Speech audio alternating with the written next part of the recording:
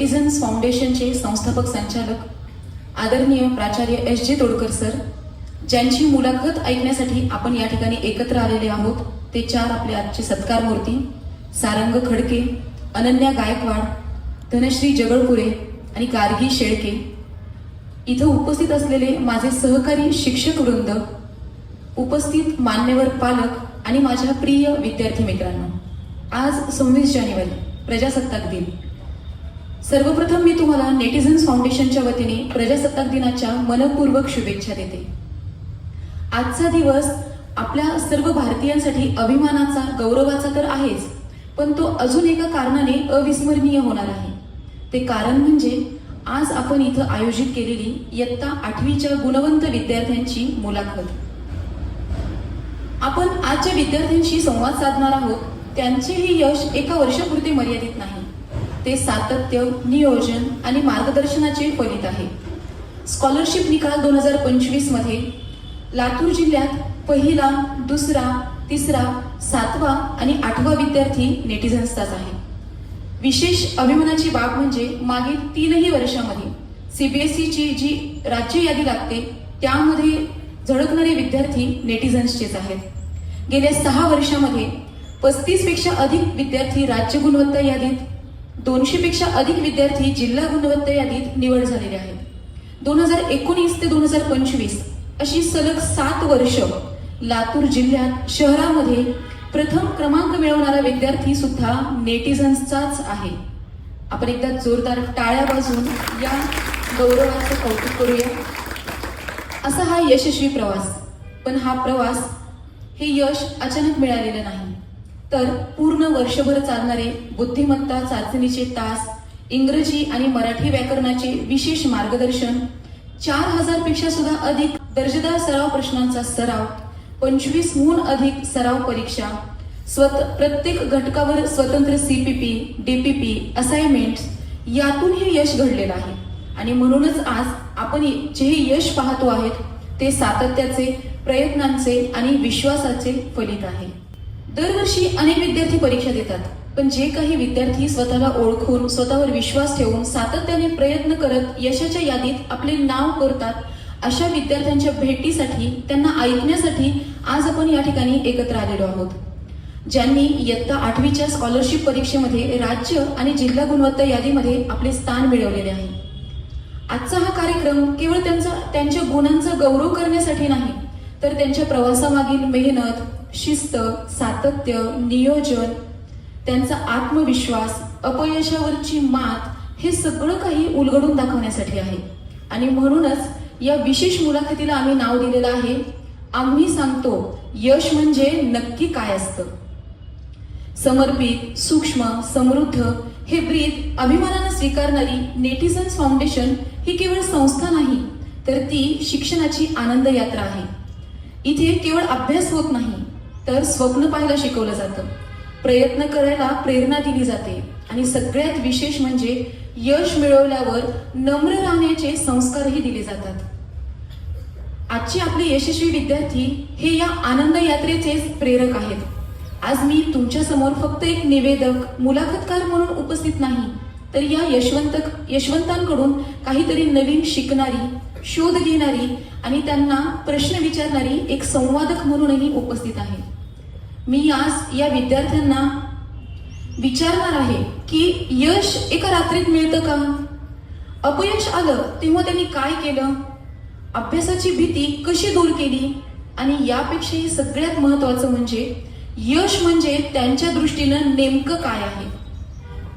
यासारखे प्रश्न आणि यासारखे अनेक बरेच प्रश्न आपण त्यांना विचारणार आहोत, की ज्याच्या उत्तरामधून आजच्या आणि उद्याच्या अनेक गुणवंतांच्या प्रश्नांची उत्तरं मिळणार आहेत.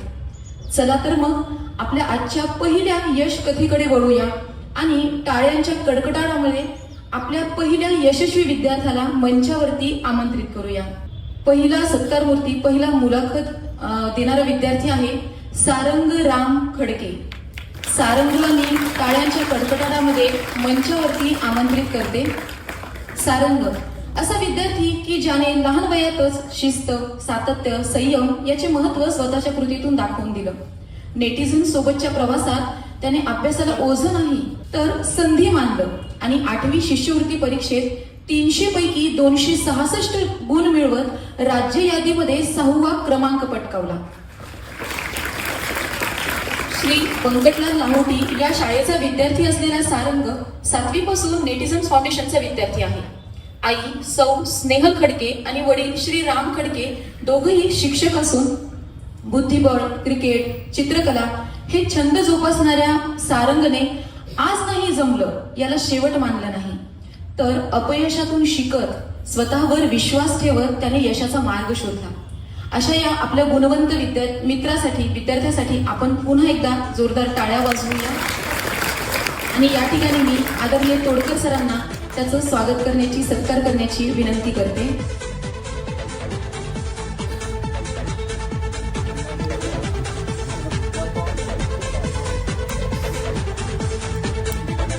आणि अजून एक विशेष बाब म्हणजे सारंग ज्या वेळेस आपलं ध्येय पूर्ण करेल त्यावेळेस आपल्याला एक IAS अधिकारी मिळेल. म्हणजे IAS होणं हे त्याचं स्वप्न आहे. त्याच्या स्वप्नासाठी, त्याच्या ध्येयासाठी आपण शुभेच्छा देऊया. मी मंचावरती आमंत्रित करते अनन्या राजकुमार गायकवाड या विद्यार्थिनीला. अनन्या राजकुमार गायकवाड इयत्ता 8वी स्कॉलरशिप स्टेट बोर्ड माध्यमात 300 पैकी 276 गुण प्राप्त करत जिल्हा यादीत प्रथम क्रमांक पटकावत घवघवीत यश मिळवणारी अनन्या ही आपली गुणवंत विद्यार्थिनी. सायंटिस्ट होण्याचं ध्येय उराशी बाळगून ज्ञानप्रकाश शाळेत शिक्षण देणारी अनन्या 8वी पासून नेटिझन सोबत जोडली गेली आहे. गृहिणी असलेली आई आणि लॅब सायंटिस्ट ऑफिसर असलेले बाबा यांची ही लाडकी सुकन्या. गायन, ड्रॉइंग हे छंद असणारी आणि स्वभावाने शांत असणाऱ्या अनन्यासाठी आजचं हे यश एक दिवसाचा चमत्कार नव्हता, तर रोज सातत्याने केलेले छोटे छोटे प्रयत्न होते. शाळा, घर, अभ्यास यामध्ये समतोल साधत तिने स्वतःला घडवलं आणि आपला हाच यशस्वी प्रवास सांगण्यासाठी ती आपल्यामध्ये उपस्थित आहे. अनन्याने जिल्हा यादीत प्रथम क्रमांक तर मिळवलेलाच आहे, त्याबरोबरच राज्य यादीमध्ये सुद्धा तिनं 12वा क्रमांक मिळवत घवघवीत यश संपादन केलेलं आहे. तिच्या या यशासाठी, प्रयत्नासाठी आपण तिच्या टाळ्या वाजवूया. या ठिकाणी मी तोडकर सरांना तिचं स्वागत करण्याची, कौतुक करण्याची विनंती करते. अनन्या राजकुमार गायकवाड, जिल्हा यादी प्रथम क्रमांक आणि राज्य यादी 12वा क्रमांक.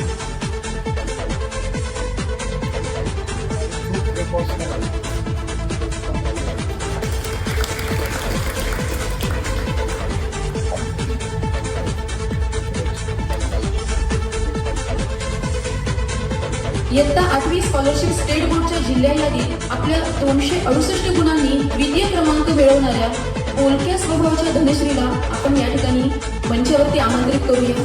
धनश्री विष्णू जगळपुरे, ज्या विद्यार्थिनीने 268 गुण मिळवत जिल्हा यादीमध्ये द्वितीय क्रमांक मिळवलेला आहे. श्रीकिशन सोमानी शाळेत शिकणारी धनश्री लहानपणापासूनच हुशार आणि मेहनती बनली. ड्रॉइंग, स्केचिंग हे छंद सांभाळतच तिने अभ्यासाचाही छंद जोपासलेला आहे. वडील बिझनेसमन आणि आई गृहिणी. JEEची तयारी करणाऱ्या मोठ्या बहिणीच्या पावलावर पाऊल ठेवत तीही यशाकडे वळत आहे, वाटचाल करत आहे. धनश्रीने खेळ, मैत्री, अभ्यास, मनोरंजन या सगळ्या गोष्टी एकत्र ठेवून यश मिळवण्याचा नवा मार्ग दाखवलेला आहे.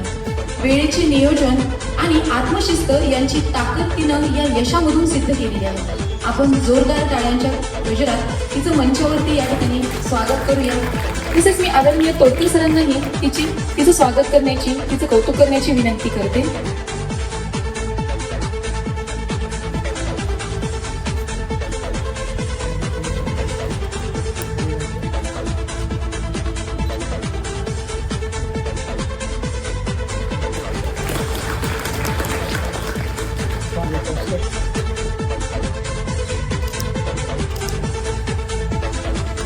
आता या ठिकाणी मी गार्गी राजेश्वर शेळके या आपल्या गुणवंत विद्यार्थिनीला मंचावरती आमंत्रित करू इच्छिते. तिचं नाव गार्गी आहे.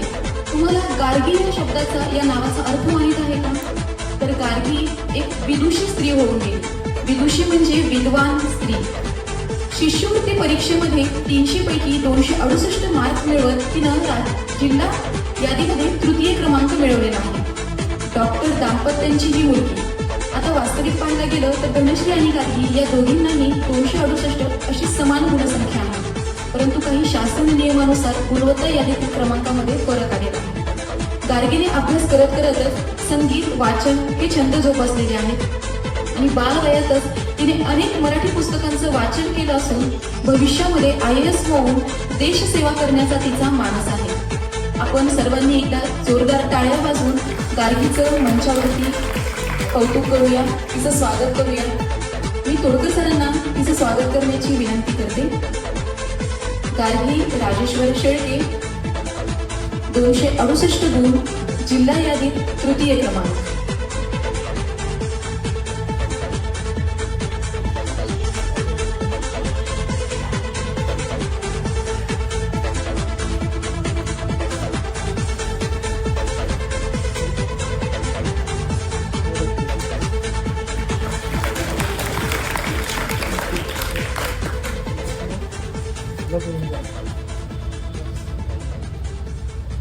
माझ्या विद्यार्थी मित्रांनो, आज मंचावरती जे विद्यार्थी तुम्ही पाहतात ते विद्यार्थी कुठलाही अपवाद नाहीत.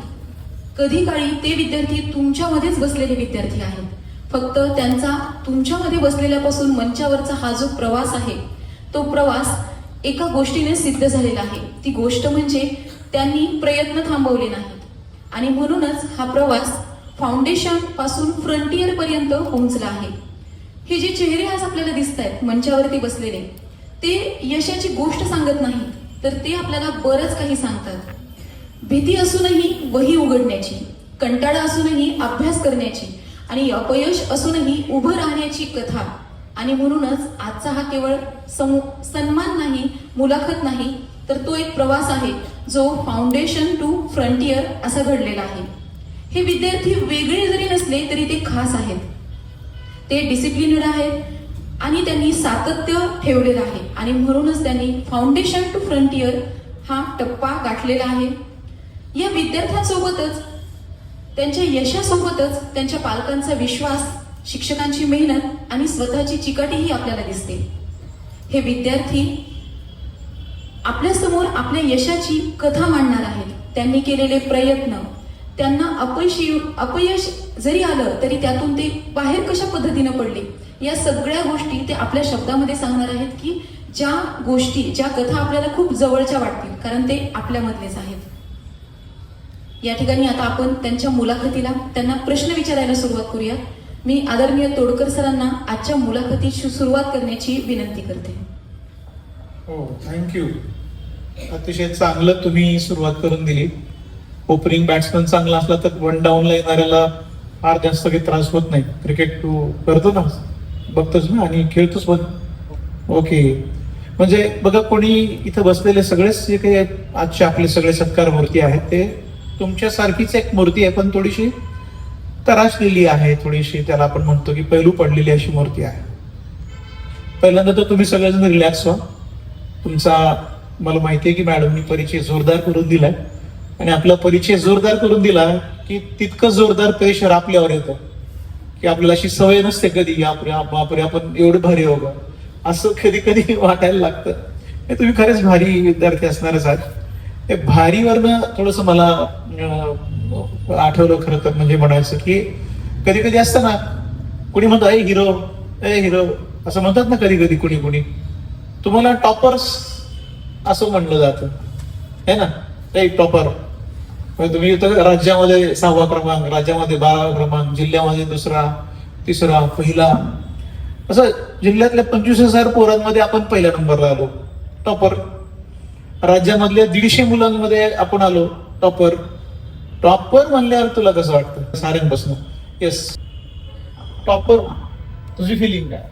टॉपर हे सर्वांनाच हवं असं वाटतं. सर्वांना वाटतं की मलाही टॉपर बनायचंय, मलाही सर्वांनी टॉपर म्हटलं पाहिजे. पण त्यासाठी अभ्यास करावा लागतो, प्रॅक्टिस करावी लागते आणि कोणी आपल्या टॉपर म्हणलं तर खूप छान वाटतं. अनन्या, तुझा काय एक्सपिरियन्स आहे टॉपर म्हटल्यावर? टॉपर म्हटलं की मला खूप भारी वाटतं. अरे काय वाटतं, कारण इतरांना तो मान भेटत नाही, पण त्यासाठी आपण प्रयत्न केलेला असतो आणि आपल्याला ते सर्वजण टॉपर म्हणत असतात. त्यावेळेस एक प्राऊड फिलिंग येत असते. धनश्री.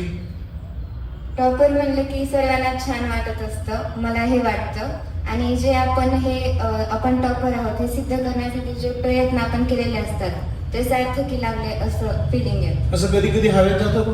नाही असं नाही जायला पाहिजे, जाते नाही आपण. गार्गी, तुझं काय?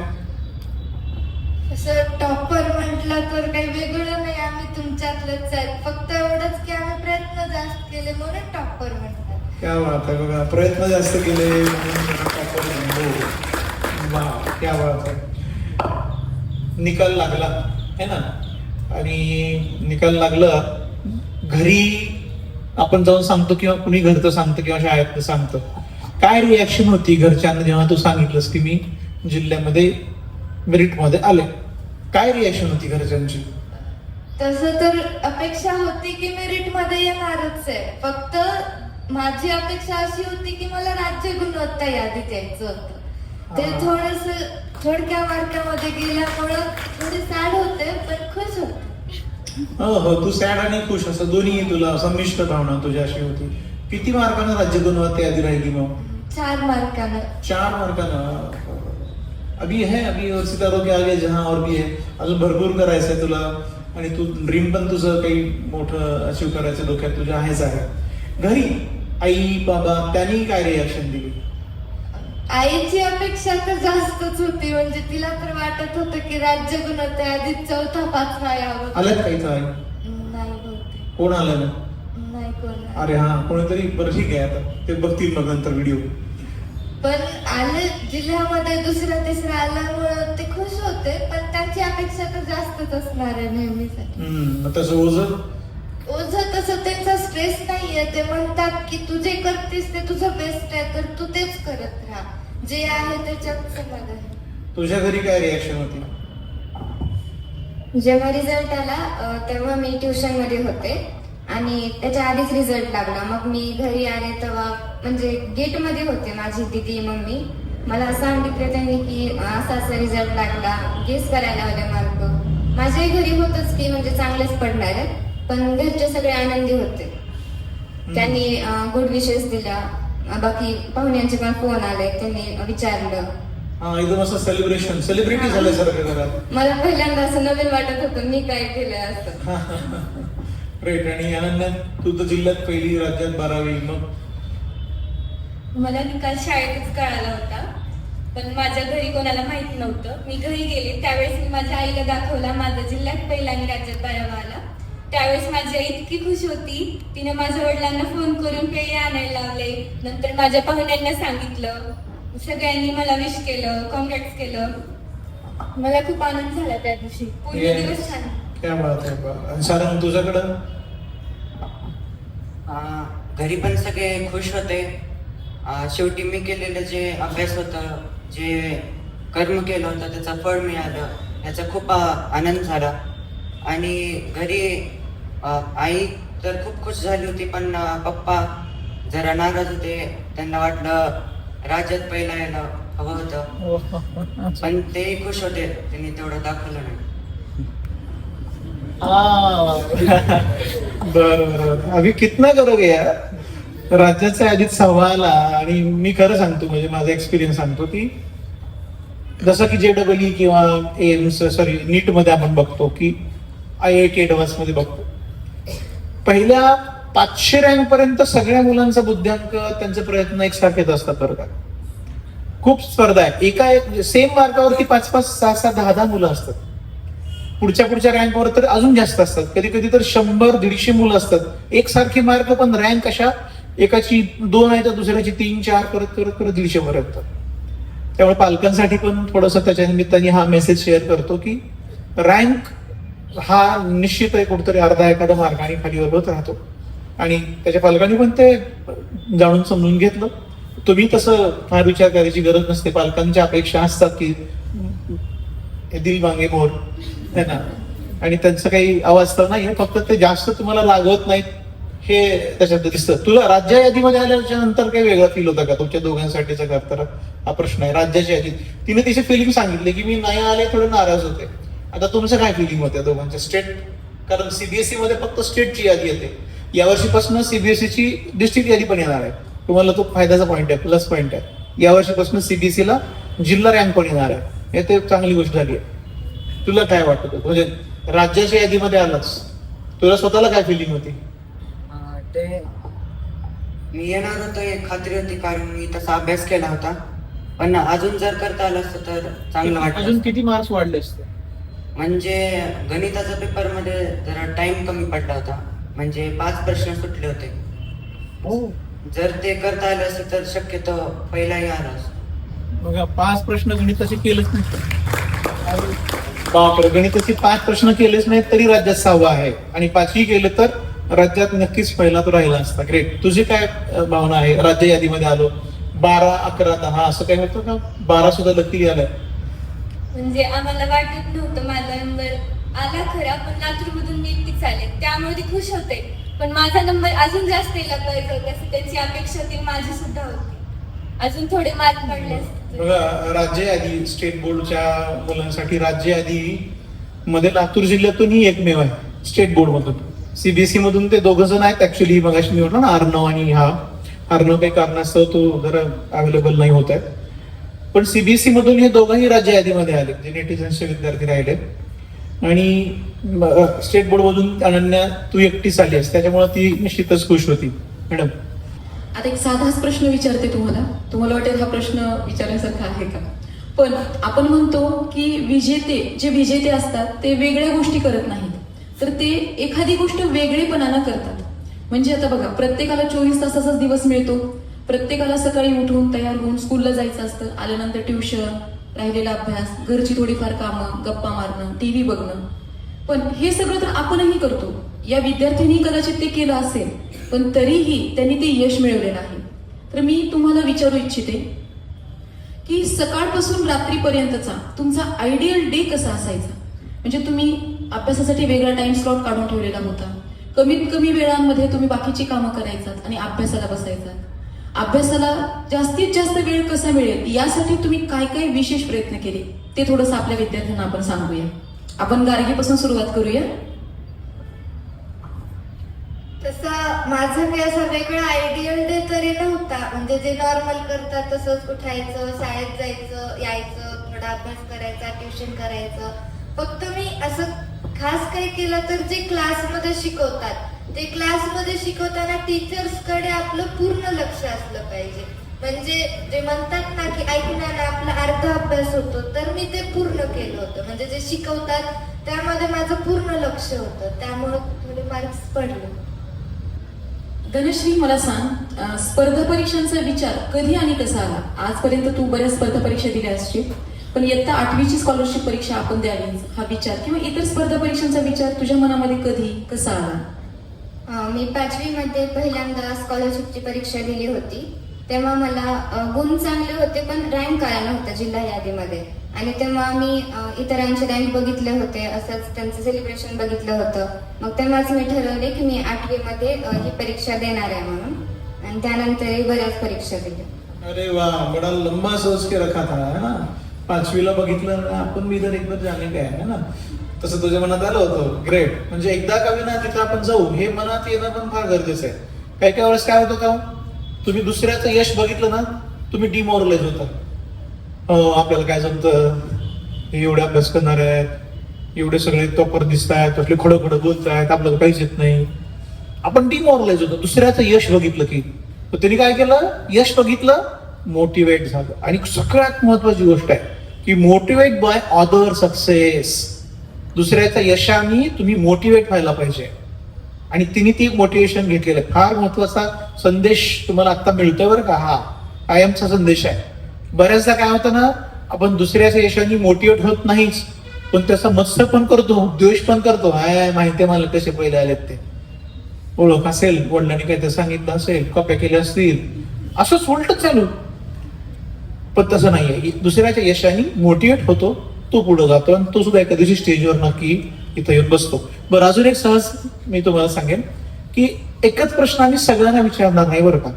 जसं की आता गार्गीला एक प्रश्न विचारला आणि दुसरा प्रश्न दुसऱ्याला विचारला, कारण एका प्रश्नाची उत्तरं कदाचित सगळ्यांची एकसारखी पण येऊ शकतील आणि तुम्हाला कदाचित थोडासा कंटाळा पण येईल. काही काही प्रश्न आम्ही विचारू एकच प्रश्न सगळ्यांना, पण काही प्रश्न एकाला काही प्रश्न एकाला असं आपण गेलं तर मग आपल्याला तुम्ही पण ऍड करा. समजा आता गार्गीचा प्रश्न होता, तुम्हाला वाटलं की मला पण त्याच्यामध्ये काहीतरी ऍड करायचंय, तुम्ही लगेच हात करा आणि मग तुम्ही पण ऍड करा त्यावेळेस. ओके, येस, पुढे आपण जाऊया. सारंग, मला सांग, तुला आपल्याला 4 विषय आहेत इयत्ता स्कॉलरशिपसाठी: मराठी, इंग्रजी, बुद्धिमत्ता आणि गणित.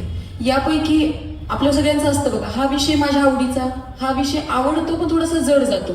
तसा तुला कोणता विषय सोपा, कोणता जास्त कष्टाचा, अवघड वाटायचा? माझ्यासाठी कोणता विषय सोपा कोणता अवघड असं काही नव्हतं. सर्व विषय माझ्यासाठी एक समान होते. पण गणित हा विषय जरा जास्तीच आवडीचा होता. आणि मराठीमध्ये CBSE माध्यमातून असून ते मराठीचं जे पाठांतर आहे ते जरा जमत नव्हतं, म्हणून तो जरा कष्टाचा वाटत होता. बाकी बुद्धिमत्ता आणि इंग्रजी पण जमत होतं चांगलं. ओके, तुला आठवतं का मराठीमध्ये किती मार्क्स पडलेले स्कॉलरशिपला फायनल? तसं नाही, आता किती पडले आठवत? 200 आवडत. पेपर 1 आणि पेपर 2 चा रिझल्ट सोबत लागतो, हा. म्हणून ते वेगवेगळे मार्क कळत नाही. ते 1 ला किती, तो 2 ला किती ते? 1 ला 138 होते वाटतं, 128 होते, आणि इकडं 146 किंवा 36 असं. ओके, 150 पैकी एवढ्याचे मार्क्स घेतले. हा. Okay, yes, yes. Great. तुला वाटला असेल मराठी हा अवघड विषय पाठांतराचा किंवा थोडासा कष्टाचा, पण मराठी विषय तसा नाहीये. आपण जर व्यवस्थित पद्धतीने अभ्यास केला तर आपण मराठी विषयामध्ये जास्तीत जास्त मार्क मिळवू शकतो. हो की नाही स्कूलचे विद्यार्थी? हो की नाही? हो, मराठीच्याच मॅडम असल्यामुळं तुम्ही मराठी विषयाची कड घेणारच आहे. तर मराठी सोपं आहे है ना. मी गणित शिकवायचो कधी पूर्वी, तर मी गणितच सांगणार, गणित पण छान होतं असं सांगणार आहे. एनिवे, आपण खरं तर बघायचं आहे की विषय सोपा आणि अवघड असं म्हटलं तर मग अवघड किंवा नावडता म्हटल्यावर मेरिट येत नाही. मग हे तुम्हाला कळालं का? आता त्यांनी सांगितलं की तसं सोपा आणि अवघड म्हणत बसलो तर मग अवघड होतं. मला माझं नाही तर मी पुढे आला असतो असं म्हणण्यात काय अर्थ नसतो. ते जर म्हणतील की माझं गणित थोडं कच्चं होतं, ते जर राहिलं असतं तर मी जिल्ह्याच्या यादीमध्ये आलो असतो. माझं इंग्रजी थोडंसं खाली गेलं, नाहीतर मी मराठी, नाहीतर मी नाही तरला ऑप्शन नाहीये. नावडता असला तरी त्याला आवडता करून घेणं, मार्कांसाठी का होईना पण घेणं त्याच्यामध्ये गरजेचं असतं. आणि हे थोडी बहुत कहाणी तुमची अशीच आहे. तुला कोणतं नावडतं असे पटकन सांग बरं अनन्या. माईक मध्ये सांग. मराठी. ओके, तुला? मराठीच होता. गार्गीला? आता बघा मॅडम, पुन्हा एकदा यांचे क्लासेस घ्यावेसे वाटतात. मराठी तुम्हाला माहितीये का आजकाल ना सगळ्या मुला मुलींचा, इव्हन मोठ्या लोकांचा सुद्धा मराठीमध्ये अडचणीचा विषय आहे. म्हणजे त्यांना इंग्रजी प्रतिशब्द सांगितल्यावर कळतं, मराठी सांगितल्यावर नाही कळत. आणि ते थोडंसं आपण मागे पडलेले आहोत की मराठीच्या सुद्धा आपण त्या भाषेच्या सुद्धा समोर असलं पाहिजे. खरं तर कुठल्याही एका भाषेचं व्याकरण, मग ते भले मराठीचं करा इंग्रजीचं करा, जर तुम्ही चांगलं केलं ना तर जगातल्या भराभर भाषा तुम्हाला शिकता येतील. भराभर 15-16 भाषा तुम्हाला अशा शिकता येतील एका भाषेचं व्याकरण चांगलं झालं तर. तुम्ही प्रयत्न करून बघा हे ना, असा प्रयत्न तुम्हाला करता येऊ शकतो. आणि त्यातल्या त्यात मग आपण मराठी भाषा ही व्याकरणामुळे जरा क्लिष्ट वाटते. सगळं व्याकरणच आहे स्कॉलरशिपला.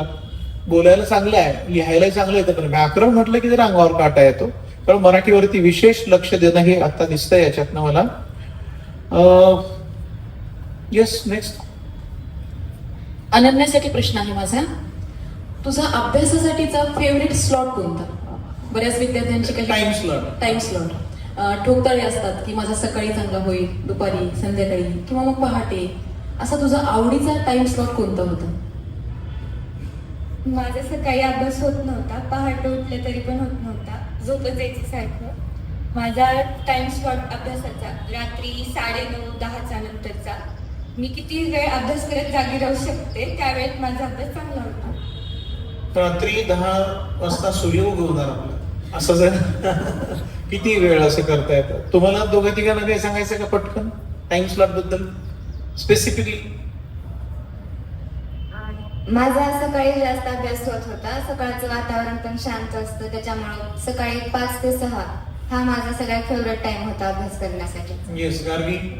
माझा टाइम स्लॉट तसा फिक्स नव्हता, जेव्हा मूड होईल तेव्हा करायचं. ये सही है भाई, अपन अपने मर्जी के मालक है ना. फिर भी मेरिट में है ना. हाँ असं आहे. येस तुझं.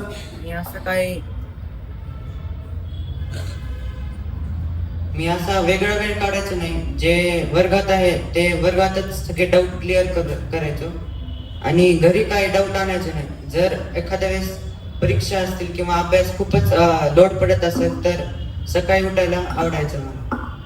क्या बात आहे. बघा, चौघांच्या 4 वेगळे दार आहेत बरं का. म्हणजे पालकांना पण मी सांगेन, तुम्ही तुमच्या आयुष्यामध्ये पहाटे 5 उठून अभ्यास केला असेल, आपल्या लेकराला उठवू नका 5 वाजता. मी केलतो, तुला करायला काय प्रॉब्लेम? तुझ्या बापानं केलं होतं. अजाणतेपणे आपण आपल्या मुलांवरती टाइम स्लॉट टाकू नका. ते अभ्यास करत नाही, उठतं ते तुमच्या भीतीनं, बरोबर की नाही? पण ते नुसतं पुस्तक घेऊन बसतंय. 5 वाजता उठायला लावले मला, आता मी काहीच करत नाही, येत नाही. मी जिल्ह्यात येणार होतो पण आता येणार नाही. हा, म्हणजे ती आई वडिलाला शिक्षा देण्याचा प्रयत्न करतो. तुम्ही मला उठवतो का? मी तुम्हाला उठवतो, तुमच्या स्वप्नाला उठवतो. कसं आहे, किती सहजता आहे बघा. 4ही उदाहरणं समोर आहेत.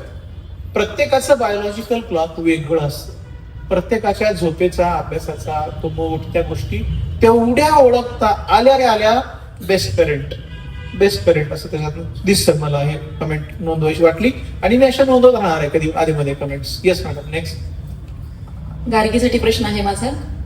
बऱ्याच वेळा आपल्याला कंटाळा येतो, म्हणजे आपण कितीही हुशार विद्यार्थी असू द्या, कधीतरी अभ्यासाचा कंटाळा येतो, कधी टीव्ही बघण्याचा येतो, कधी कधी वाटतं की नको हे कशासाठी करते मी.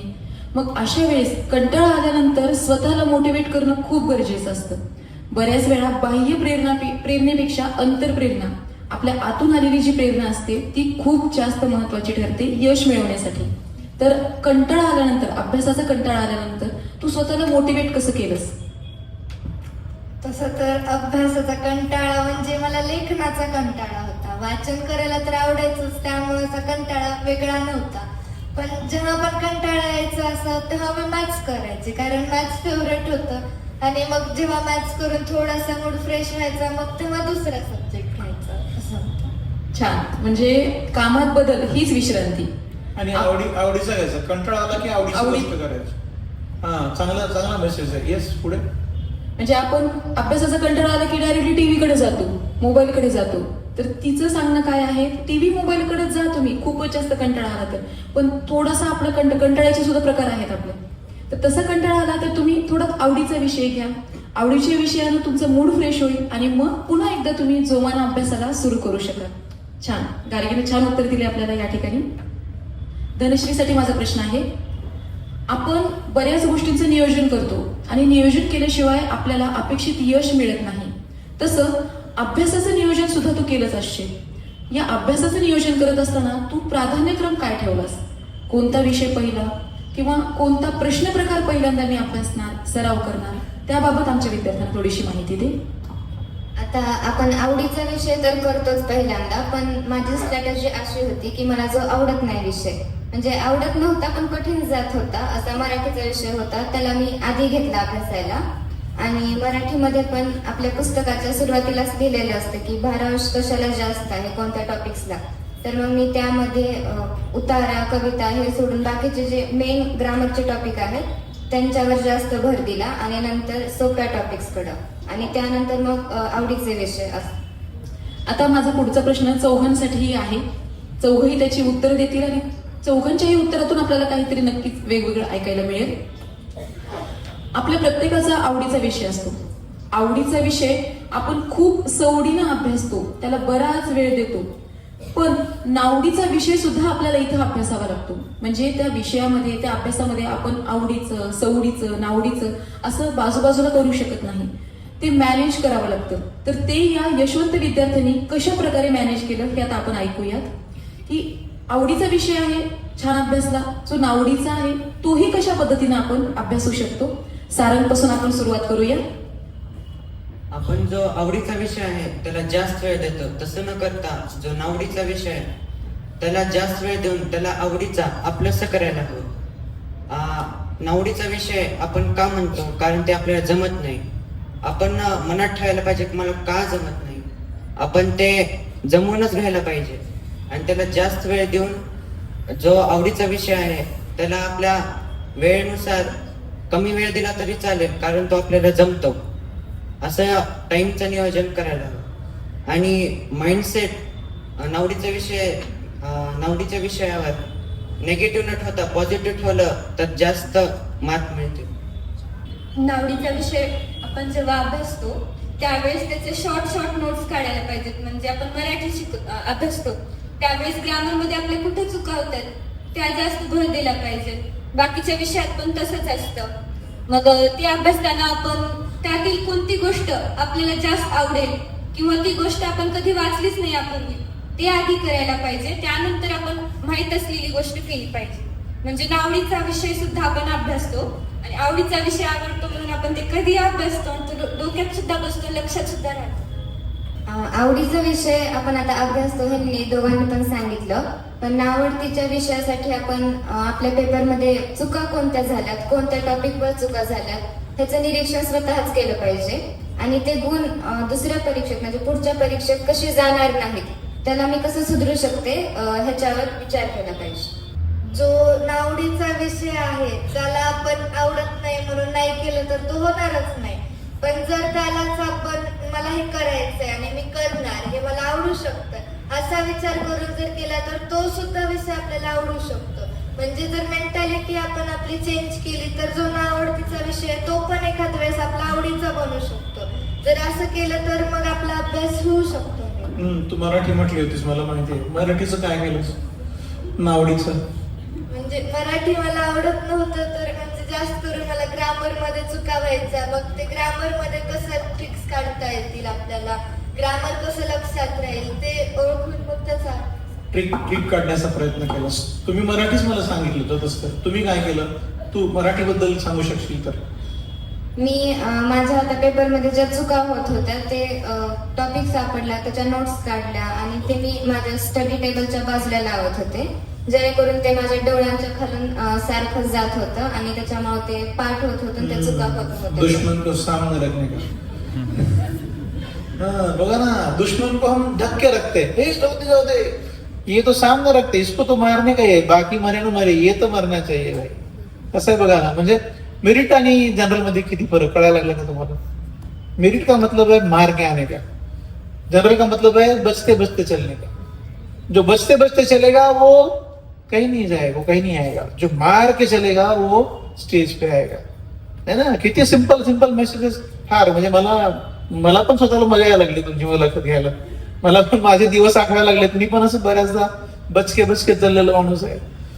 नंतर शिकलो हळूहळू की मार के भी आना पडता है, तो जाके कुछ कर सकते हैं. येस, तुझं मला सांगितलंस की तुझी स्ट्रॅटर्जी कशी होती की इझी काय आणि हे काय आम्हाला ते करावं लागतं म्हणजे करावंच लागतं. स्टील तुला काय ऍड करायचं? पाठांतरावर जास्त भर दिला. हा, तू काय केलंस मग? हा, येस, पाठांतरावर जास्त भर दिला, इंग्लिश आणि मराठीबद्दल. गुड. म्हणजे पाठांतरावरती सुद्धा त्यांनी आणलं ते शेवटी जे नाव आवडतं त्याला पाठांतर करून मग ठीक आहे तुला मार्कापुरतं वापरायचंय, मार्कापुरतं पाठांतर केलं, आलो चांगलं चाललं. Yes, next.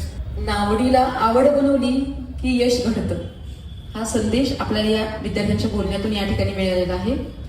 अनन्यासाठी माझा प्रश्न आहे, शाळा, अभ्यास, खेळ, मनोरंजन या सगळ्याच गोष्टी एका विद्यार्थ्यासाठी महत्वपूर्ण असतात. कोणा एकाला जास्त महत्व देऊन आपण दुसऱ्याकडे दुर्लक्ष केलं की मग आपलं मानसिक समतोल राहत नाही. तर तू हा मानसिक समतोल साधण्यासाठी शाळा, अभ्यास, खेळ, मनोरंजन या सगळ्यात ज्या महत्वाच्या गोष्टी आहेत त्या कशा मॅनेज केल्यास? सगळ्यांसाठी वेळ कसा दिलास? खेळ तसं मी घरी गेल्यावर खेळत नाही. शाळेच्या खेळाच्या तासात आम्ही खेळतो आणि गेल्या वर्षी नेटिझन्सच्या कॅम्पसमध्ये आम्ही खेळायचो ब्रेकमध्ये. हे आम्हाला माहित नाही. गुड. आणि मनोरंजन झाल्यावर मग घरी थोडं बोर होत असेल तर त्यावेळेत मग मी अर्धा एक तास थोडाफार मोबाईल पाहायचे किंवा मग रविवारी आम्ही सगळे घरी एकत्र बसून गप्पा गोष्टी करायचो. त्यामुळे मनोरंजन सुद्धा व्हायचं आणि अभ्यास तर दररोजच करतो, रविवारी तेवढी त्याची सुट्टी राहायची. हा, रविवारी अभ्यासाला सुट्टी. म्हणजे ज्या वेळेस परीक्षा असते त्यावेळेस करायचं, पण रविवारी खरंच कोणताच अभ्यास करायचा नाही, असं करून सुट्टी घ्यायची आणि शनिवारी जास्त अभ्यास करायचा. जिल्ह्यात पहिले येत असेल तर रविवारी अभ्यास. हा, दोघांनी लक्षात ठेवा, पालक आणि मुलं सुद्धा. नाही तर रविवारी तर हे अजिबात पुस्तक उघडत नाही, मग येत नाही जिल्ह्यात पहिलं. पुस्तक उघडलं म्हणजे गेला रँक आमचा. बरं, असं काही नाही बरं का, विनोदाचा भाग सोडा. पण तसे त्यांनी मॅनेज केलेलं आहे. जे लक्ष देऊन केलं ते केलंच ना, आणि म्हणून रविवारी त्याचा ताण राहायचाच नाही शिल्लक. छान. आणि तिनं बोलत बोलत म्हटली बघा की आम्ही घरी ना छान गप्पा मारत बसायचो. तेवढा वेळ पालकांनी पण काढावा लागेल बरोबर. घरीच वेळ काढत नाहीत. आई जवळ बोलणं होतं, पण आई आणि वडील आणि बहीण भाऊ सगळे एकत्र बसून छान रविवारी कुठतर फिरायला गेलेत, कुठतर भेळ खायला गेलेत, सिनेमाला गेले. ठीक आहे, घरातच बसून घरातच भेळ बनवली आहे. हा, हे गप्पा मारायचं आणि एक्सचेंज करायचं फार मोठं साधन आहे, टेक्निक आहे गुड पेरेंटिंगचं. हे तिच्यातून आता ऐकायला मिळालं आपल्याला. येस. सरांसाठी माझा प्रश्न आहे, आपण ज्या काही सराव परीक्षा घेतो किंवा शाळेमध्येही परीक्षा होतात, अशा सगळ्याच परीक्षांमध्ये अपेक्षित यश मिळालं का? का कधी तुला अपयशाचाही सामना करावा लागला? आणि अशा वेळेस स्वतःला उभं करणं खूप महत्वाचं असतं, कारण यशाचे बरेच साथीदार असतात. अपयशाचं मात्र रुदन हे मूक असतं, त्याला एकट्याला थांबावं लागतं, विचार मंथन करावं लागतं. कारण अशा वेळेस इतरांनी केलेलं सांत्वन सुद्धा आपल्याला पचनी पडत नाही, नको वाटतं इतरांचं ऐकायला की राहू दे जाऊ दे. अशा वेळेस स्वतःलाच ती उर्मी मनातून आणावी लागते. तर अशा अपयशाचा सामना तू कसं केलास, स्वतःला पुन्हा कसं उभं केलंस, हे आम्हाला थोडंसं सांग. अपयश हे सर्वांनाच मिळतं, मलाही मिळाले. पण त्यामुळे खचून न जाता त्यातून शिकून, त्यातून मोटिवेट होऊन पुढच्या यशासाठी प्रयत्न करायला हवं. त्या अपयशाला यशामध्ये कसं कन्वर्ट करता येईल त्यावर जरा भर देऊन आपण यशाच्या वाटचालीसाठी चाललं पाहिजे. एखादं असं उदाहरण स्पेसिफिकली की हे अपयश आलं होतं मला, इथे मार्क्स असे आले होते, सराव परीक्षा, एखादी स्पर्धा परीक्षा, ते पण तुम्ही पण कोणी सांगत असताना तसं सांगा, स्पेसिफिकली सांगा की हे अपयश माझ्या पदरात पडलं होतं, असं काही तुला आठवतं? जे युनिट टेस्ट असायच्या फिजिक्स, केमिस्ट्री, बायोलॉजी, मॅथ, त्याच्यामध्ये कधी कधी कमी मार्क पडायचे. मग त्यावर जास्त अभ्यास केला मी आणि 9वीत खरंच चांगले मार्क मिळाले. Okay, yes. अजून हा प्रश्न कुणाला? ओके, येस, छान. थोडं बहुत तुम्ही सगळेजण असेच काही त्याला मला वाटतं ह्या प्रश्नाबद्दल काम करत असाल. अपयश हे आलंच पाहिजे यशासाठी, मग त्याची किंमत नाही कळत. त्याच्यामुळे फेल्युअर हे पार्ट ऑफ द सक्सेस आहे. यशाचा तो अविभाज्य अंग आहे अपयश, हे कायम लक्षात ठेवा. आता आज सकाळीच मला एवढ्या घाईघाईत पालक म्हणाले की 20 पैकी केमिस्ट्रीमध्ये फक्त 12 मार्क आले. किंवा तो नेटिझनला 50% मार्क आले तरी यश आहे. 50% पेक्षा जास्त आलेले मार्क्स असतात. त्यामुळे पटकन एखाद्या दुसऱ्या परीक्षेला मार्क्स खाली आले तर त्याला घाबरायचं काही कारण नसतं. मुलं मॅनेज करतात, पालकांना मॅनेज होत नाही आजकाल. हे पसत नाही की एवढे मार्क्स खाली आले लगेच जीव खालीवर होतो. थोडंसं त्याच्याबद्दल पण यांनी जे सांगितलं ते लक्षात ठेवलं पाहिजे की पेशन्स आहे. नेक्स्ट ते स्वतःच करतात. मग आजकाल सगळीच मुलं अभ्यास आहेत, कमीत कमी इथं आली तर अभ्यासच आहे, त्याच्याशिवाय ती आलीच नसतं, है ना. त्याच्यामुळं निश्चित आहे की अपयश हे अंडरस्टूड आहे, that is inherent part of success. Yes. आजचं युग आपण स्पर्धेचं, महत्वाकांक्षेचं, धडपडीचं, धावपळीचं समजतो. अशा वेळेस आपण अनेक आघाड्यांवर लढत असतो. पालक त्यांच्या वेगवेगळ्या आघाड्या सांभाळत असतात आणि त्यांच्या बरोबरीनंच विद्यार्थी सुद्धा वेगवेगळ्या आघाड्यावर लढत असतात.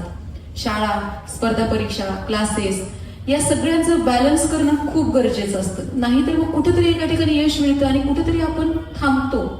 मला गाडगीला विचारावंसं वाटतं की शाळा आणि स्पर्धा परीक्षा या दोघांचं बॅलन्स करणं अवघड होतं का? आणि होतं तर ते तू कसं केलंस?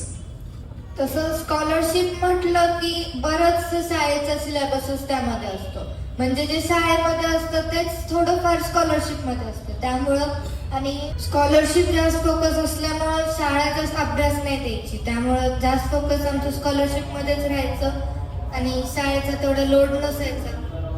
अजून कोणाला ऍड करायचं आहे का? म्हणजे शाळा, आता स्पर्धा परीक्षा असं म्हटलं की जनरली काय वातावरण असतं शाळेमध्ये किंवा सामान्यतः की ते स्पर्धा परीक्षा नको द्यायला, शाळेचंच करा, बोर्डाचंच करा. स्पर्धा परीक्षा म्हटलं की जास्त टेन्शन असं वाटतं. तुम्ही हे कसं, तुम्हाला पण काही सुटलेलं नाही शाळेचं, तर तुम्ही मेरिटला असणारच शाळेमध्ये आणि स्पर्धा परीक्षेमध्ये पण आहात. तर हाऊ यू गॉट बॅलन्स, हे तुम्ही बॅलन्स कसं करायला शिकलात किंवा मग करता आलं का, त्याचा विचारच नाही केला, झाला बॅलन्स झाला. नाही, सोमवार ते शनिवार शाळेचा अभ्यास करायचो आणि रविवारी स्कॉलरशिपसाठी स्पेशल वेळ द्यायचो. फक्त रविवारी, तरी पण राज्यात येतो. हो, काय करावं. ते स्कॉलरशिपचा अभ्यास वर्गातच व्हायचा जास्त. हा, वर्गातच जास्त. हे सगळ्यात मोठं सूत्र आहे बघा, वर्गात लक्ष नाही. आता टीचर आम्हाला एवढे सांगतात ना, शांतच बसत नाहीत. एवढे मला ऍक्शन करून दाखवतात ना टीचर, कसे बसतात मुलं त्याच्या, सगळे ऍक्शन करून दाखवतात. आमच्याकडे तर एक नवीन चालू झालंय, बेंचच्या खाली जाऊन बसायला. टीचर शिकवत असताना गायबच, खालीच, आडवाच. हे मी कधी ऐकलं नव्हतं बुवा. हे आता मला काल बरोबर ऐकण्यात आलं. हे नवीनच प्रकार सुरू झालाय. शाळेमध्ये सगळं होतं किंवा शिकवत असताना सगळं होतं. किती जबरदस्त स्ट्रॅटर्जी सांगतायत मुलं.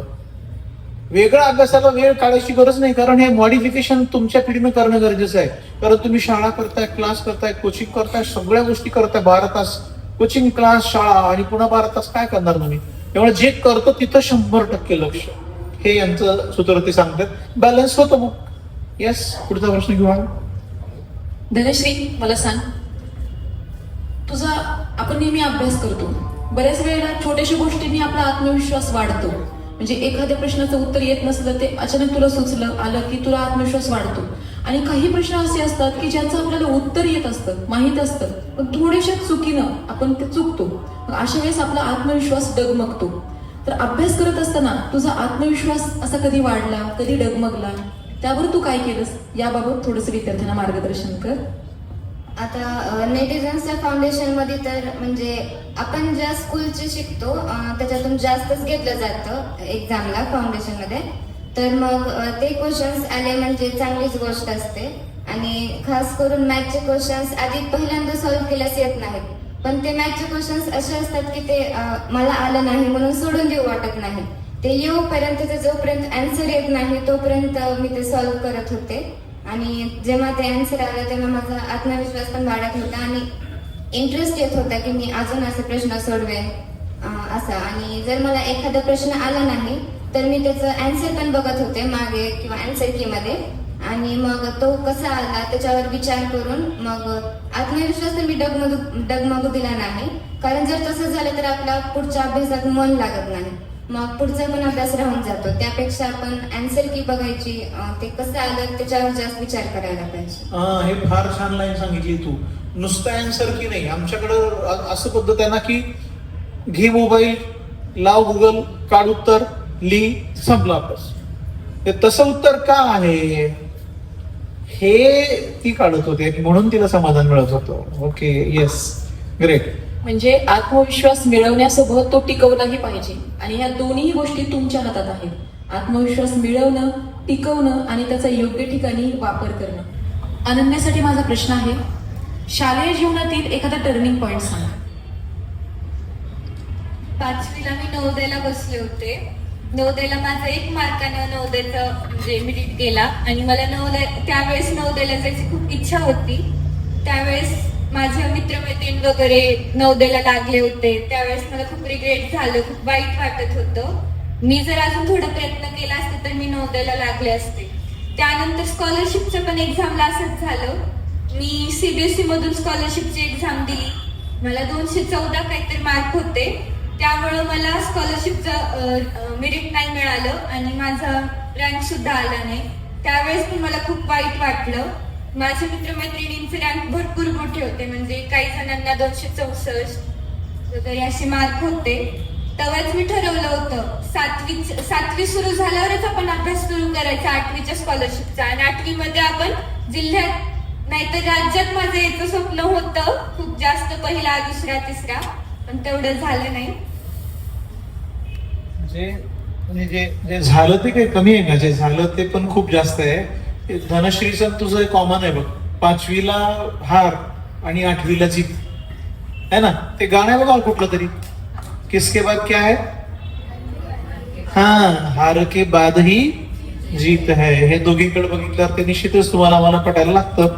कुठलं कवाय असं ना, आपण हार के बाद ही जीत है, हार के बाद रोने का नहीं है, हारने के बाद सोने का नहीं है, जीत के बगैर सोने का नहीं है. हे त्याच्यात आपल्याला दिसतं. येस.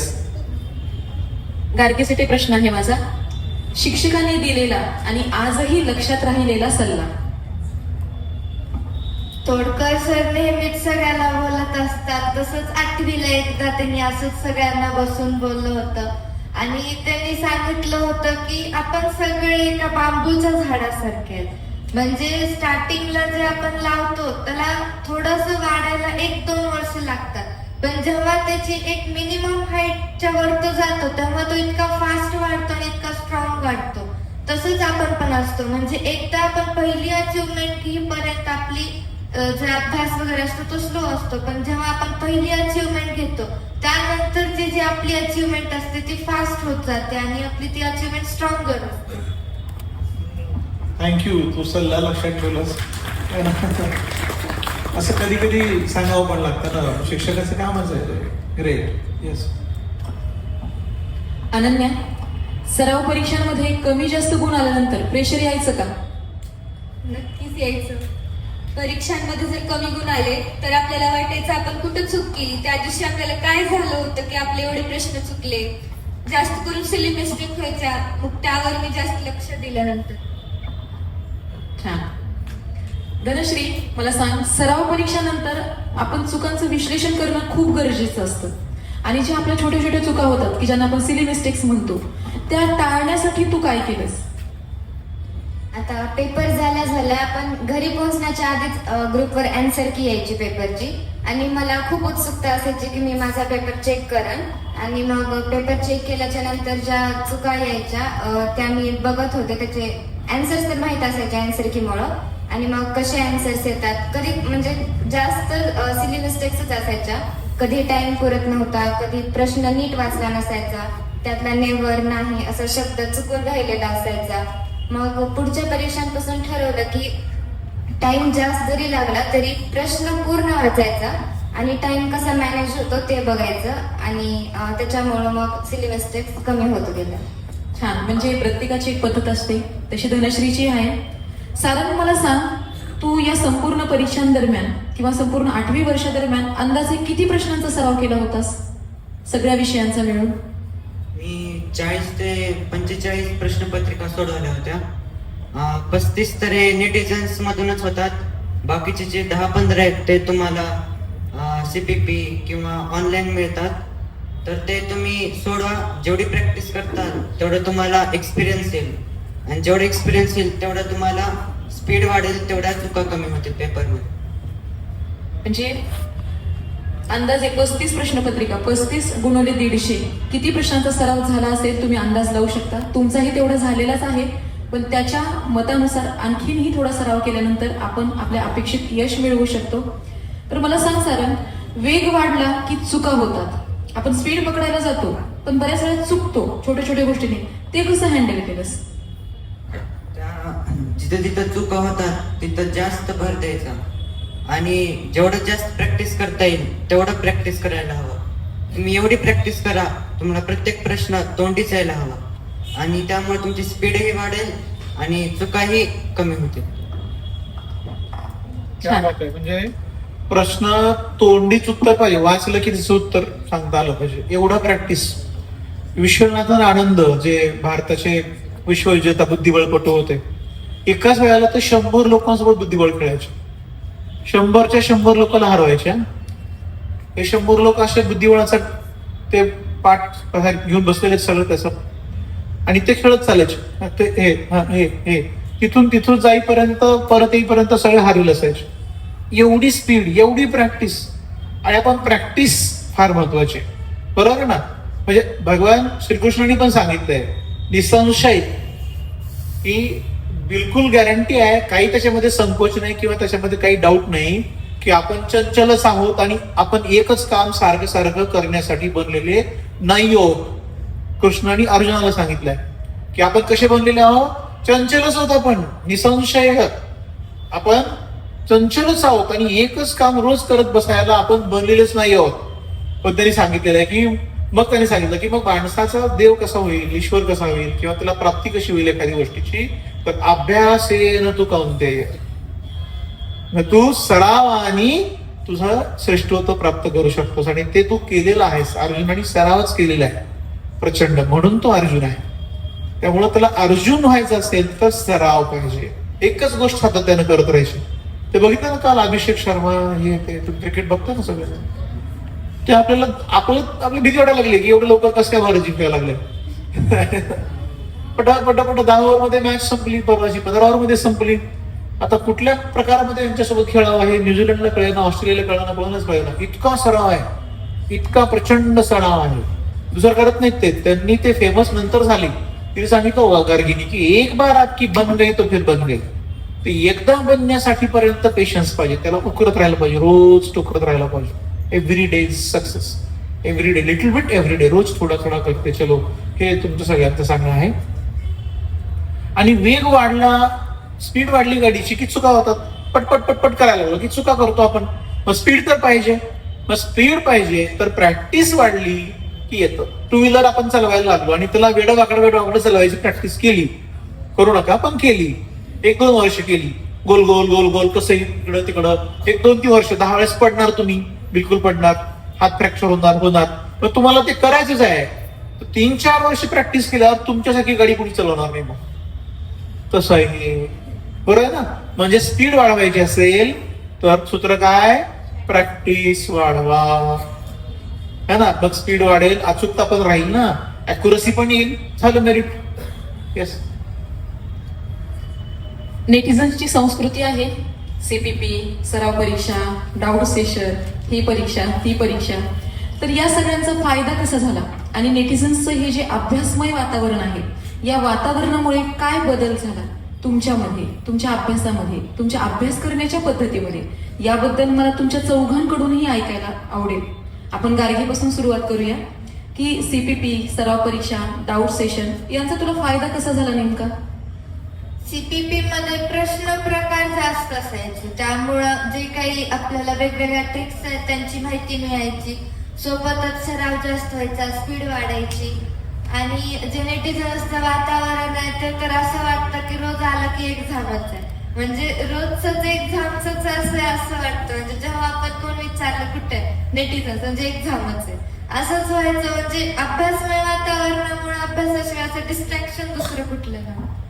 पूर्ण लातूर मधून नेटिझन्स असं म्हणजे ट्युशन आहे की जिथे सगळेच शाळेचे विद्यार्थी येतात आणि जास्त करून सगळे टॉपर्स येतात. त्याच्यामुळं मग कॉम्पिटिशन एवढी वाढते की आपण असं विचारही करू शकत नाही की काय होतंय, आज नाही अभ्यास केला तर उद्या करू, असा विचारच नाही यायला पाहिजे मनात. आजचं काम आजच केलं पाहिजे. आणि मग अशा कॉम्पिटिशनमुळे तर खूप फायदा होतो.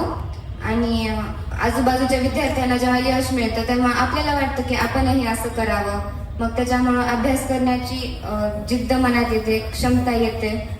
आणि राहिलं तर ते CPP, DPP वगैरे त्याच्यामध्ये प्रश्न जास्त असतात आणि त्यामध्ये अँसर की नसते.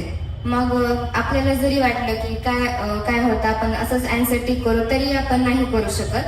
त्याच्यामुळं मग CPP असं हे एक होतं की ज्यामध्ये आपल्याला स्वतः प्रयत्न करावेच लागत होते ते सॉल्व्ह करण्यासाठी.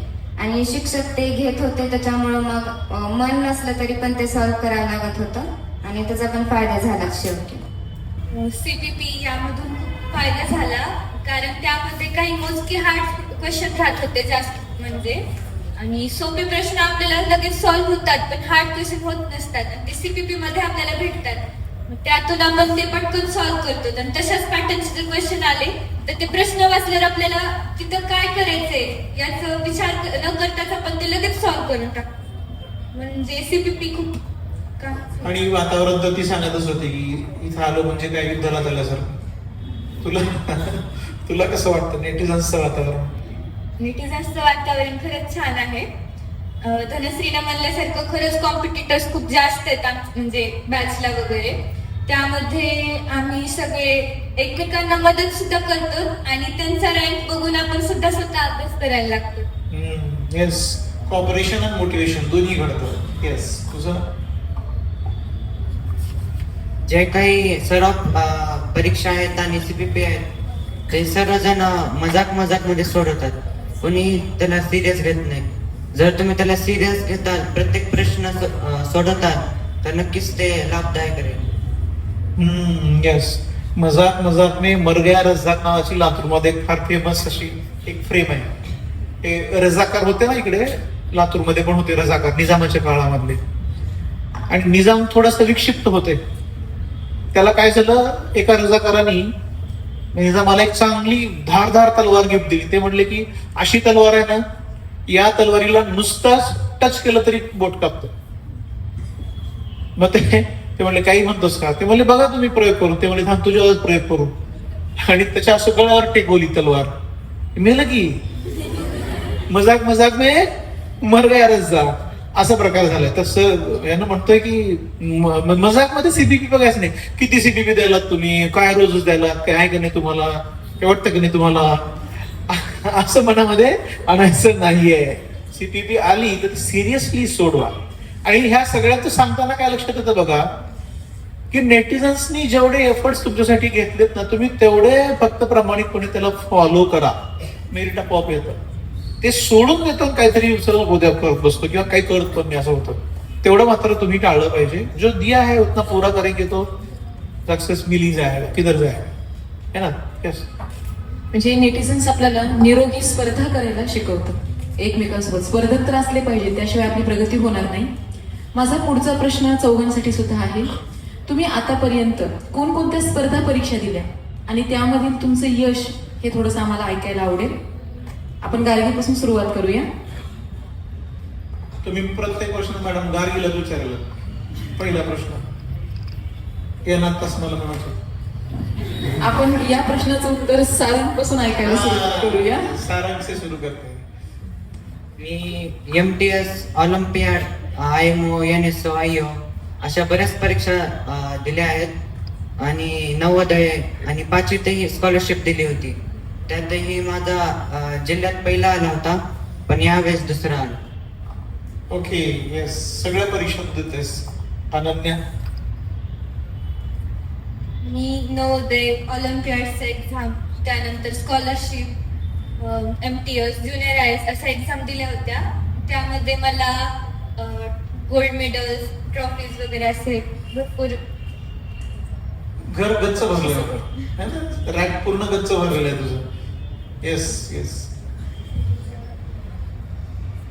मी स्पर्धा परीक्षा द्यायला 5वीला सुरू केलं. मग स्कॉलरशिपची परीक्षा, नवोदयची परीक्षा, त्याच्यासोबतच IMO, NSO, IEO अशा SOSच्या परीक्षा. आणि या 3 परीक्षा तर मी सलग प्रत्येकच वर्षी दिल्या.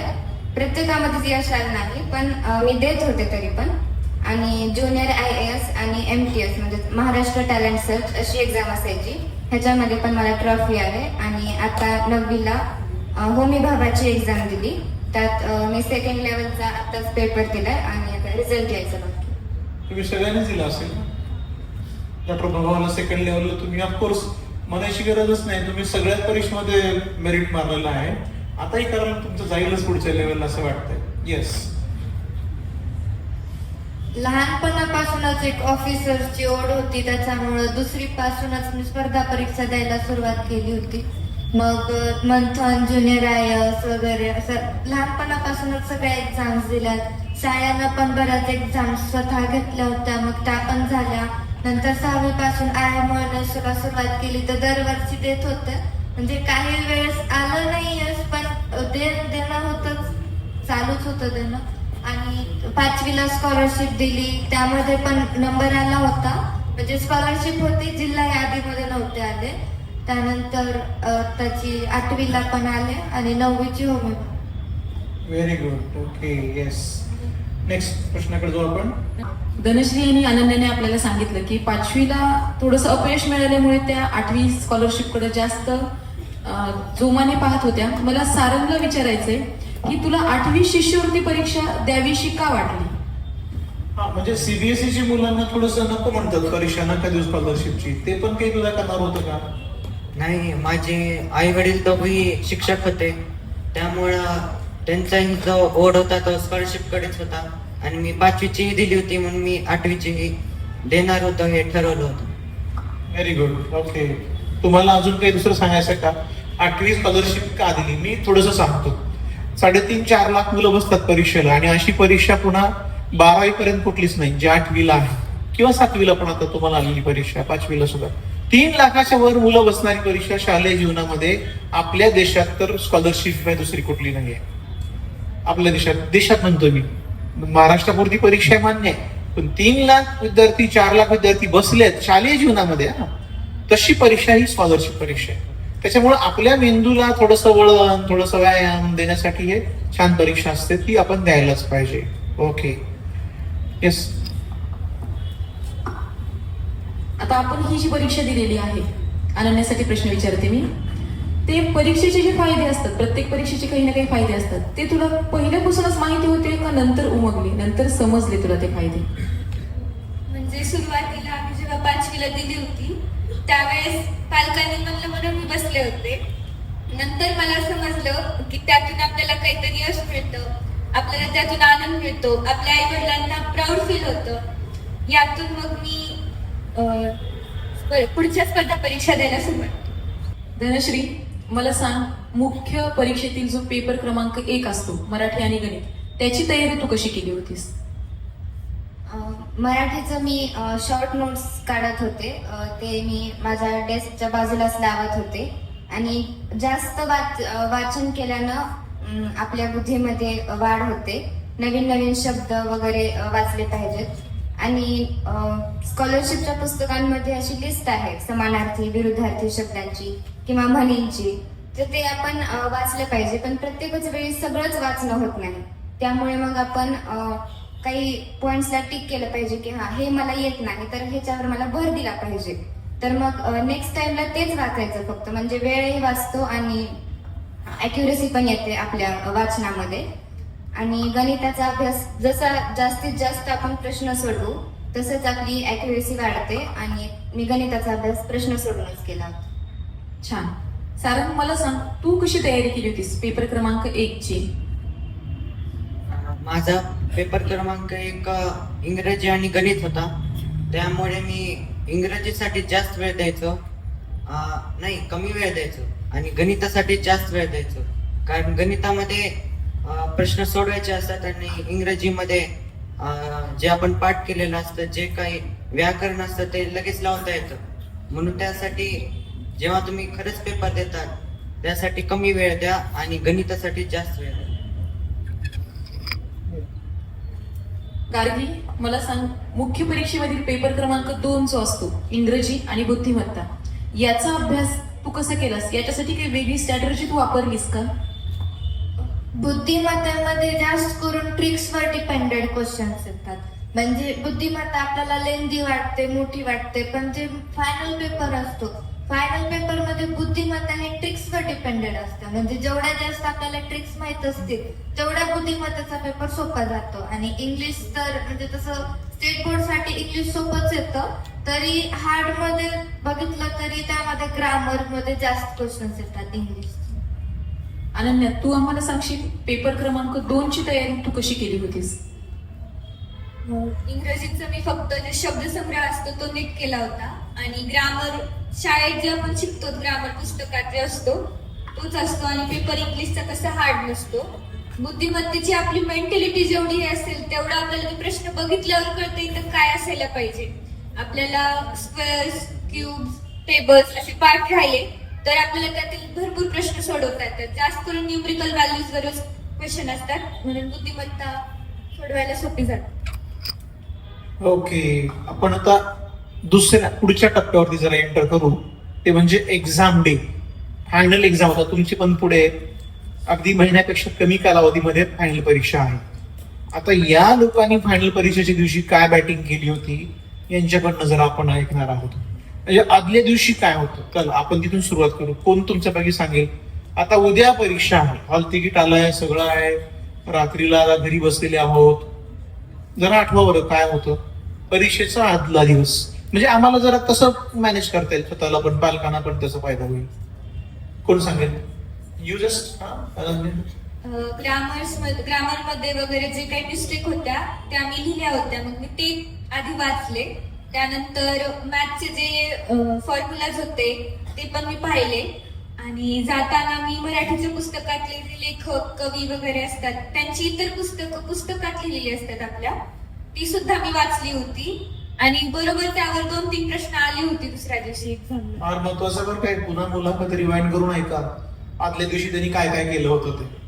नाहीतर आपण आदल्या दिवशी फक्त डोकं धरून बसतो, कसं होईल काय होईल, है ना, जीव बाहेरच यायचा बाकी असतो. हा, ते त्यांनी काम केलंय आदल्या दिवशीला काम. तुम्ही यस गार्गी? परीक्षेच्या आदल्या दिवशी म्हणजे सकाळी उठलं, शाळेमध्ये थोडी भीती वाटायची की उद्या पेपर आहे कसं होईल. पण घरी आल्यानंतर असं वाटायचं थोडस रिव्हिजन करा. मग रिव्हिजनला घेतलं की असं वाटायचं हे आपलं झालंय, आता काय करायचं, हे झालंय हे काय करायचं. म्हणजे कधी कधी वाटतं की जास्त रिव्हिजन केलं तरी कन्फ्युज होईल आणि कमी रिव्हिजन केलं तर पेपर हार्ड जाईल. म्हणजे आदल्या दिवशी असं होतं की करू का नको, पण थोडंफार केलं आणि थोडंफार केलं नाही असं झालं. हो हो हो, मुख्य परीक्षेच्या आदल्या दिवशी पण. येस धनश्री? मी मेन पेपरच्या आधी मी स्वतः काढलेल्या नोट्स होत्या त्या वाचल्या. आणि माझी एररची एक नोटबुक होती जिथे मी प्रत्येक परीक्षेमध्ये झालेल्या चुका लिहित होते. मग त्या चुका वाचल्या. बाकी मी जास्त नाही अभ्यास केला. तुझ्या घरी कोणीतरी मोठं आहे वाटतं घरात? हा, माझी मोठी बहीण आहे. ती काय काय आई करते? तिने JEE एक्झामची म्हणजे आताच झाली तिची. हे आहे ना एरर हे 11वी-12वीचे लेकरं फार सुंदर करतात. आपल्या चुका बरोबर बाजूला ठेवायच्या. मी काय म्हटलं, ज्याला मारायचं ते समोर ठेवायचं. हे एक सूत्र बघा, तिचं दिसतं. तिच्या ते बहिणीकडनं कदाचित तुला एरर्स वगैरे ते कळालं असेल कसं करायचं काय. तिनं पण नेटिझन्सला होती, मग तिनंच मला सांगितलं. चलो, म्हणलं त्याचं सोर्स नेटिझन आहे.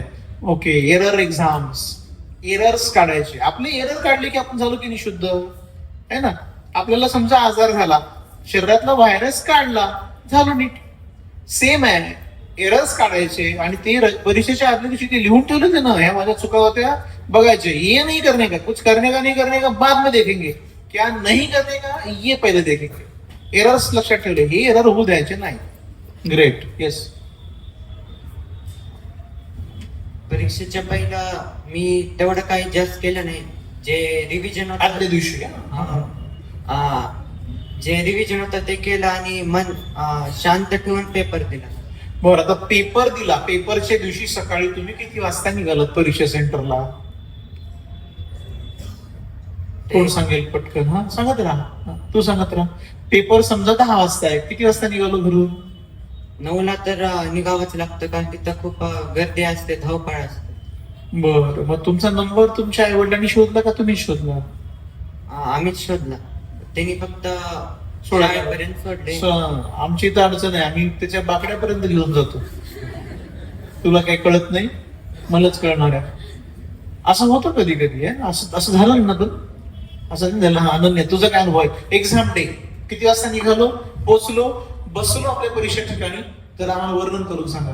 आता परीक्षेला बसलेले आहोत, मनात काय चालू होतं पटकन? म्हणजे पेपर दिला नव्हता, वर्गावर जे इन्व्हिजिलेटर होते ते सारखं आम्ही बोललो तरी ते लक्ष देत होते. आणि मग एवढं टेन्शन होतं, आता पेपर हातात पडला, काय येईल काय नाही, भीती वाटत होती त्यावेळेस. आणि नंतर जेव्हा पेपर झाला त्यावेळेस वाटत होतं इथं आपल्याला जर अजून टाइम मिळाला असता तर हे सुद्धा प्रश्न सोडून झाले असते. हो हो हो, अजून थोडासा वेळ मिळाला असेल, आता तोच मिळत नाही नेमका. येस, तुझं? पेपरच्या दिवशी मी काही अभ्यास केला नाही आणि रिपोर्टिंग टाइमच्या अर्धा तास आधी निघाले, म्हणजे मी करेक्ट टाइमला तिथे पोहोचेल. आणि मी म्हणजे ठरवलं होतं की आता आदल्या दिवशीपर्यंत जितका होईल तितका मी अभ्यास करणार, पण नेक्स्ट डेला जेव्हा एक्झाम असते तेव्हा नाही अभ्यास करायचा. कारण जिथपर्यंत आपल्या हातात होतं तिथपर्यंत आपण पूर्ण आपली तयारी करायची, पूर्ण आपलं द्यायचं त्याच्यासाठी. पण वेळ संपल्याच्या नंतर त्याचा रिग्रेट करून पण काही फायदा होत नाही, म्हणून मग त्या दिवशी मी नाही केला अभ्यास. ग्रेट. गर्गी? पेपरचा आदला म्हणजे टाइम जे होता त्याचा अर्धा तास आधी पोहोचले. त्यानंतर जेव्हा क्लासमध्ये गेलो तेव्हा त्यांनी आधी आपल्याला क्वेश्चन पेपर देतात, पण ते सील्ड असतो, त्याच्यावरती इन्फॉर्मेशन वाचण्यासाठी. मग काही जण ते इन्फॉर्मेशन वाचता असता मध्ये झाकून बघून सोडवत होते, पण काय झालं? असं होतं? हा होतं. असं करावं का पण? नाही, पण करत होते बरेच जण. पण ते नाही आले मेरिटला, काय करणार, है ना. त्यावेळेस थोडीशी भीती वाटत होती पेपरच्या आदल्या म्हणजे थोडासा वेळ आधी, पण थोडं शांत होऊन मग नंतर पेपर घेतला. Okay, great. आता परीक्षा सुरू असताना एखादा अवघड प्रश्न समोर आला, त्या असणारच ना, तुम्ही मेरिटची मुलं आहेत तरी तुम्हाला अवघड प्रश्न असणारच. बाकीच्या सर्वसामान्य जनतेला तर सगळंच अवघड आहे. पण तुम्हाला नेमके काही प्रश्न अवघड आले तर तुम्ही त्याला कसं हँडल केलं? अवघड प्रश्नाला तुम्ही कसं सामोरं जाता? तुम्ही अनुभव सांगा आणि सांगा. अवघड प्रश्न आल्यावर पहिल्यांदा ते तर- फायनल एक्झामला बरं. अवघड प्रश्न आल्यावर पहिल्यांदा त्याच्यावर थोडासा विचार केला, बघितलं येतं का सोडवायला. जर येत नसेल तर त्याला स्किप केला, पुढचा पेपर सोडवला आणि लास्टला जे थोडाफार वेळ उरला होता त्यामध्ये त्याला डबल ट्राय केला. थोडं पुढं सरकलो आपण. धनश्रीचा काय अनुभव आहे? पेपर 1 मध्ये मराठीमध्ये पहिलाच प्रश्न होता. कवितेवर 3 प्रश्न सोडवायचे होते आणि मला ते तिन्ही आले नाही. म्हणजे मी जेव्हा पहिल्यांदा वाचले तेव्हा टेन्शन होतं डोक्यात की कसा जाईल पेपर. मग मी ते तिन्ही वाचले पण मला ऑप्शन्स बरोबर वाटत नव्हते. मग मी तेव्हा खूप घाबरले होते की पुढचा कसा जाईल पेपर. मग मी मराठी विषय सोडला आणि आधी गणिताचा पेपर सोडवला आणि मग टाइम वाचून जेव्हा मराठीचा पेपर सोडवला त्यानंतर मला ते पण आले आणि नंतर रिलॅक्स जेव्हा मी झाले तेव्हा मला सगळे प्रश्न सोपे वाटत होते. म्हणजे तुझं आमचं सारखंच होतंय. आम्हाला तसंच होतंय. आम्हाला पण 3-3, 4-4 प्रश्न ये का आ गए हम असंच होतं. त्यांनी कोण दुनिया में आ गए असं होतं आम्हाला पण. तुम्हाला पण तसं झालं पण तुम्ही जिद्द नाही सोडली. शेवटला त्याच्यात वापस येऊन बघितलेलंच आहे. बायपास करायचो. अवघड असला ना त्याच्यात डोकं काही जण इगोवर घेतात. मला कसं काय येत नाही प्रश्न, मी एवढा अभ्यास करणारा विद्यार्थी आहे. झालं कल्याण. तुम्हाला तो फसवण्यासाठी दिलेला प्रश्न आहे, अडकवण्यासाठी दिलेला प्रश्न आहे. इलिमिनेशन करायचंय तुम्हाला. आणि म्हणून ते प्रश्न लक्षात ठेवायचे की असे अवघड प्रश्न सलग 5 जरी वाटले तरी 6व्याकडे जा, किंवा तो विषय सोडला पुढचाच विषय घेतला तिने. तुझं मराठीमध्ये सुसंगत वाक्याचा परिच्छेद असतो. तो असा प्रश्न होता परीक्षेतला जो खूपच ट्रिकी होता, कारण त्याच्यातले सगळे ऑप्शन आपण जर बघितले तर ते सगळे तिथं बसत होते बरोबर. आणि मग खूप गोंधळ झाला होता. मग मी ते प्रश्न सोडून दिले आणि पुढचा सगळा पेपर सोडवला आणि नंतर मग मी त्यावर बघितलं, लक्ष दिलं. त्यावर मग मी एकच आन्सर ठरवून बाकीचे 2 प्रश्न सोडवले आणि माझे ते 3ही करेक्ट आले कारण मी आन्सर की चेक केली नंतर. वा, क्या बात आहे. Very nice. तुझा काय अनुभव आहे अवघड प्रश्नाच्या बाबतीमध्ये? अवघड प्रश्न हा बुद्धिमत्तेमध्ये जे सिरीजचे आणि पॅटर्नचे जे क्वेश्चन असतात ते त्याच्यात असतात. त्याच्यात मीही प्रॅक्टिस एक्झाम मध्ये खूप वेळ घातला आणि शेवटी बाकीच्या प्रश्नासाठी वेळच मिळाला नाही. पण फायनल परीक्षेमध्ये तसं न करता मी त्यासाठी जागा सोडली आणि त्याच्या खालचे प्रश्न सोडवले. पण कधी कधी आपण जेव्हा त्यासाठी जागा सोडतो पण ते सगळा क्रमच चुकतो आणि त्या खालचे सगळे प्रश्न चुकतच जातात. हे मी जास्त लक्षात ठेवलं आणि खालचे प्रश्न जे आहेत ते व्यवस्थित पूर्ण सोडवले. Very good. एक आता पुढचा प्रश्न असा आहे, असं बऱ्याचदा होतं आणि मागच्या 10 वर्षापासून मीही बघतोय की प्रश्नपत्रिकेमध्ये ना एका दुसरा प्रश्न चुकीचाच असतो आणि तिकडे आमचं जरा वांद होतं. नंतर काय करतात ते आयोग, काय करतं ते प्रश्न रद्द करतो, त्याचे मार्क्सच कट करतो आणि आपण म्हणतो आहे का अगोदर सांगावं, माझे 15 मिनिटं गेले की. तुम्हाला तसे प्रश्न ओळखू आले होते का? ते कोणाला तुम्ही विचारणार आहेत त्यांना? हा, येस. मला सांग धनश्री, किती प्रश्न कॉन्फिडंट वाटले की हे मला येतात, याचं उत्तर मला माहिती आहे, आणि किती प्रश्न तुला असे डाऊटफुल वाटले की एकाच प्रश्नाचे 1-2 उत्तरे येऊ शकतायत असं तुला वाटलं? मला राऊंड ऑफ 125 प्रश्न तर माहित होते की माझे येतील ह्याचे आन्सर्स आणि बाकीचे 10-5 जे होते ते माझे 50-50 वरती होते. मला कॉन्फिडंट नव्हतं तेवढं, पण तरी त्यातले पण येतील असं वाटत होतं.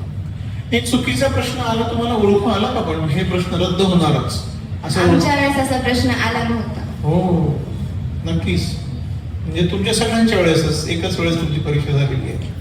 आमच्याकडे जर अडचण होणारच आहे. गेल्या वर्षी त्या आदल्या वर्षी झाले होते की प्रश्न रद्द होतात. रद्द होण्यासारखा प्रश्न वाटायला लागला, तुम्हाला क्लिअर कट कळायला लागलं त्याच्यावर जास्त वेळ गुंतू नका. शेवटी अंदाजानं करून या तो काही प्रश्न नाही, पण त्याच्यावर जास्त वेळ रेंगाळायचा नाही. माझा अर्थ कळला का मागच्या 2-3 प्रश्नातला? की एक प्रश्न तुम्हाला सोपा वाटत नाहीये, तुम्हाला अवघड वाटतोय, दुसऱ्या एखाद्याला वाटत असेल सोपा, पण तुम्हाला फार प्रेशर यायला लागलंय, पुढे चला. मग फिरून वापस त्या प्रश्नाकडे या. हक्काचे जे येणारे प्रश्न आहेत ना, ते तुमचे पुढे यायला नकोत, मध्येच इकडे अडकून पडल्यामुळं, है ना. तसं व्हायला नको असं आहे. बरं, आता परीक्षा संपली, म्हणजे त्या दिवशी बरं का परीक्षा संपली. परीक्षा संपल्यानंतर परीक्षागृहातून बाहेर पडला, आपण काय करतो जनरली? समोरच्याला प्रतिक्रिया देतो, बरोबर आहे का? गेला माझा पेपर, आता माझं काही खरं नाही, घाबरून सोडतो आपण बऱ्याच जणांना तर, है ना.